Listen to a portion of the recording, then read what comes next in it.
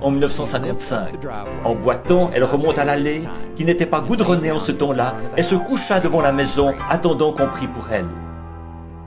Je vis ici avec ma famille depuis que maman est allée auprès du Seigneur en 1981.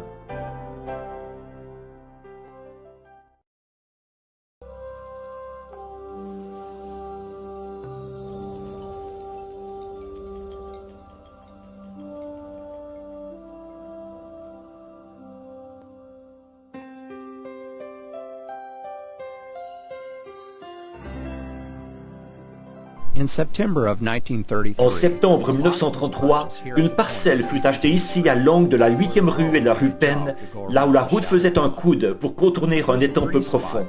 L'endroit était joli, parfois les nénuphars montaient à la surface en se frayant un passage à travers la boue et transformaient ce lieu en jardin. Papa aimait venir prier ici, et quand le temps arriva, ce fut l'endroit où Dieu lui dit de construire son église. Initialement, l'église s'appelait Pentecostal Tabernacle, mais plus tard on le connut sous le nom de Branham Tabernacle. Il a subi plusieurs transformations. En 1963, il a été considérablement agrandi pour ajouter 150 sièges au sanctuaire. Cependant, la même cloche qui sonna ce certain dimanche matin il y a 71 ans, appelant les croyants à venir assister au service, sonne toujours fidèlement actuellement.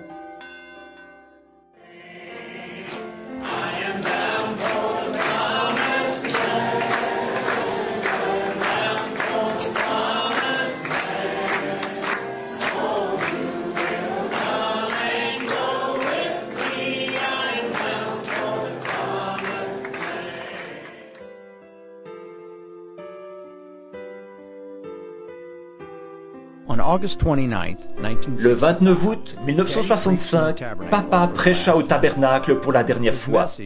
Son message s'intitulait « L'Éden de Satan ».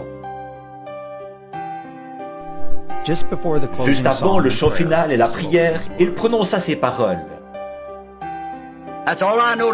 C'est tout ce que j'ai à vous dire, c'est que cette Bible, je crois de tout mon cœur, si je connais bien mon cœur, que c'est la parole de Dieu parfaite et sans mélange. C'est d'elle que je vis, c'est sur elle que je me fonde.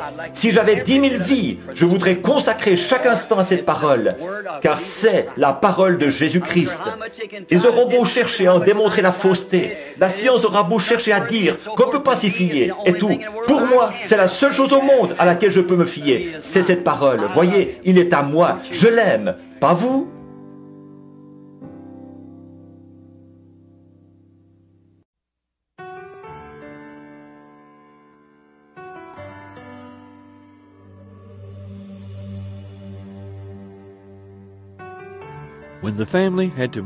Lorsqu'elle dut décider où ensevelir papa, la famille choisit un emplacement au cimetière de l'Est, principalement parce qu'il n'est qu'un pâté de maison du tabernacle.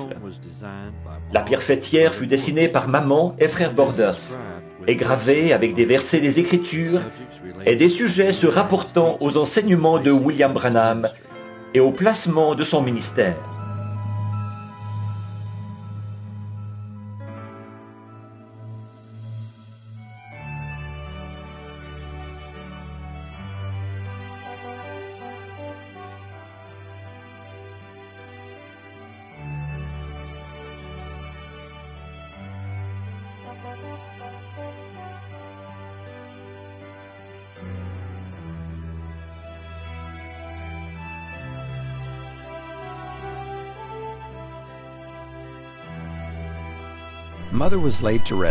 On a fait reposer maman à côté de papa en mai 1981.